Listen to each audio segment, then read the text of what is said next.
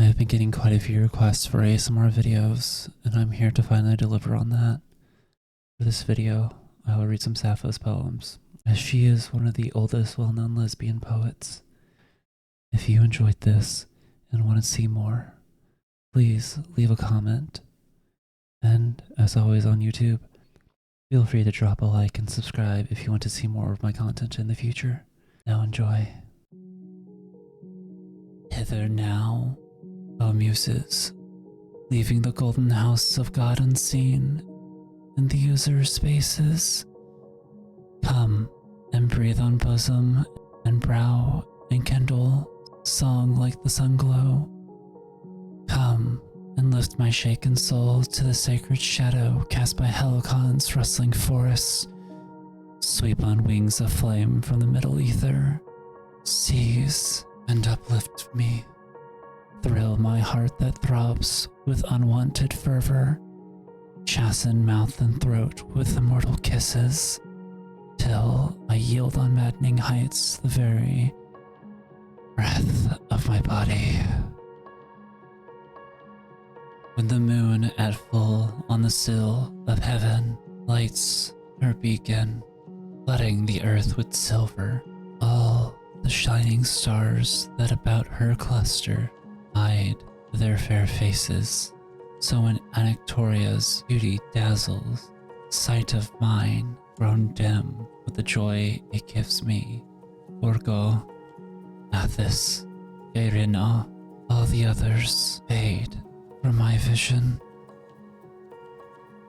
Peer of gods to me is the man thy presence crowns with joy, who hears as he sits beside thee.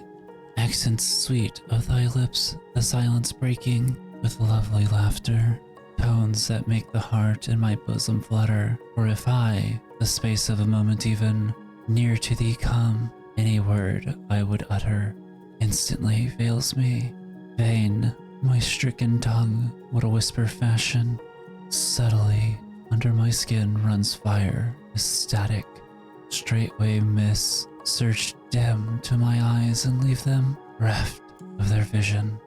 Echoes ring in my ears, a trembling seizes, all my body bathed in soft perspiration.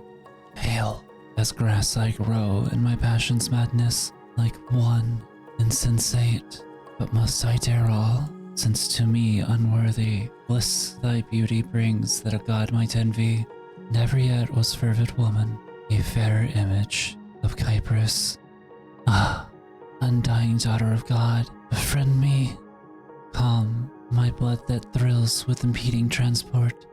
Feed my lips the murmur of words to stir her bosom to pity. Overcome with kisses, her faintest protest. Melt her mood to mine with amorous touches, till her low assent and her sighs abandon lure me to rapture. If it pleased the whim of Zeus in an idle hour to choose a king for the flowers, he surely would have crowned the rose for its regal beauty, deeming it peerless. By its grace is valley and hill embellished. Earth is made a shrine for the lover's ardor. Dear, it is to flowers as the charm of lovely eyes are to mortals. Joy and pride of plants, and the garden's glory. Beauty's blush it brings to the cheeks of meadows, draining fire and dew from the dawn for rarest color and odor. Softly breathed, its scent is a plea for passion when it blooms to welcome the kiss of Cyprus. Sheathed in fragrant leaves, its tremulous petals laugh in the zephyr. Aphrodite, subtle of soul and deathless, daughter of God, weaver of wiles, I pray thee, neither with care, dread mistress, nor with anguish, slay thou my spirit, but in pity hasten. Come now, if ever, from afar of old when my voice implored thee, thou hast deigned to listen, leaving the golden house of thy father, with thy chariot yoked, and with doves that drew thee, fair and fleet around the dark earth from heaven, dipping vibrant wings down the azure distance, through the mid-ether. Very swift they came, and thou, gracious vision, leaned with face that smiled in immortal beauty, leaned to me and asked what misfortune threatened, why I had called thee, what my frenzied heart craved in utter yearning, whom its wild desire would persuade to passion, what disdainful charms madly worshipped slight thee, who wrongs thee, Sappho?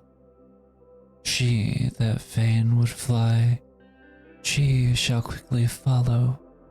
She that now rejects, yet with gifts shall woo thee. She that heeds thee not, soon shall love to madness. Love thee, the loth one.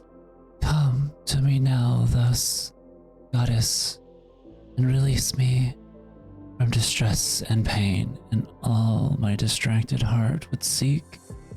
Do thou, once again fulfilling, still be my ally.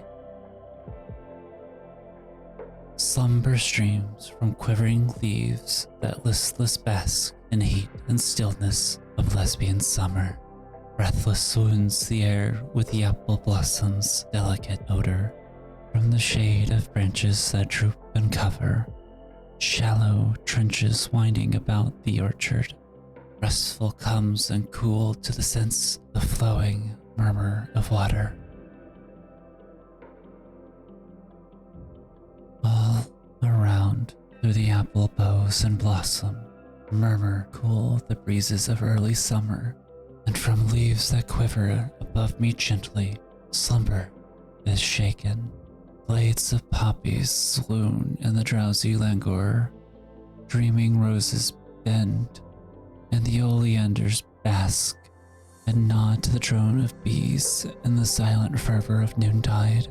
Myrtle coverts hedging the open vista, dear to nightly frolic of nymph and satyr, yield the mossy bed for the brown and weary limbs of the shepherd. Echo ever wafts through the drooping frondage, ceaseless silver murmur of water falling in the grotto cool of the nymphs, the sacred haunt of immortals.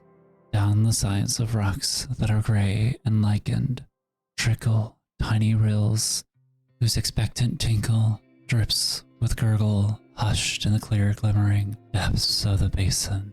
Fair on royal couches of leaves recumbent, interspersed with linger of waxen lilies, lotus flowers empurple the pool whose edge is cushioned with mosses. Here recline the nymphs at the hour of twilight, back in shadows dim of the cave, their golden sea-green eyes half lidded up to their supple waist in the water. Sheltered once by ferns, I espied them, binding tresses long, a tint of lilac and orange. Just beyond the shimmer of lights their bodies, roseate, glistened. Deftly, then, they girdled their loins with garlands, linked with leaves luxuriant limb and shoulder. On their breasts they bruised the red blood of roses, fresh from the garden. She of orange hair was the nymph Euxanthus, and the lilac-tressed were Iphis and Io. How they laughed, relating at length their ease in evading the satyr.